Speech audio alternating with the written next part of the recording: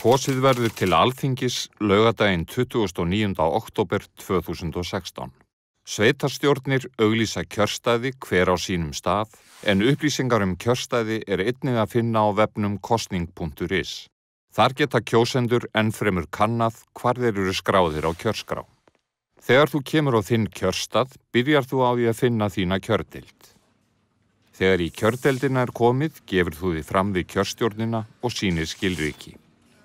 Kjörstjórnin merkir við nafn þitt í kjörskráni og afhendir þér kjörseðilinn. Þú ferð með kjörseðilinn í kjörklefan og greiðir þar atkvæði í einrúmi. Í kjörklefanum blýantur sem þú notar til þess að setja kross í ferning sem fyrir framan bókstaf þess lista sem þú vilt kjósa. Viljir þú breyta röð frambjóðenda á þeim lista sem þú kýst, setur þú tölustafinn 1 fyrir framan það nafn sem þú vilt hafa efst, töluna 2 fyrir framan það nafn sem þú vilt hafa annað í röðinni og svo framvegis, að svo miklu leyti sem þú vilt breyta röðinni. Ef þú vilt hafna frambjóðanda á þeim lista sem þú kýst, strikar þú yfir nafn hans. Athugaðu að þú mátt hvorki nota önnur tákn, rita annað á kjörseðilinn, né gera breytingar á öðrum listum en þeim sem þú kýst, þar sem slíkt getur ógilt atkvæðið.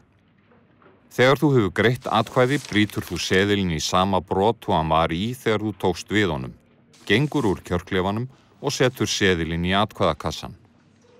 Þú þarft að gæta þess að enginn sjái hvernig þú greiddir atkvæði og óheimilt því að taka mynd af seðlinum í kjörklefanum. Aðstoð í kjörklefa einungis hægt að veita ef kjósandi ófær að greiða atkvæði hjálparlaust sökum sjónleysis eða þess að hann getur ekki notað höndina. Við slíkar aðstæður getur kjósandi tilnefnt einn úr kjörstjórninni til að veita sér aðstoð í kjörklefanum. Kjósandi getur jafnframt óskað eftir því að fulltrúi sem hann hefur valið sjálfur aðstoði hann í kjörklefanum ef hann getur sjálfur með skýrum hætti tjáð þann vilja sinn.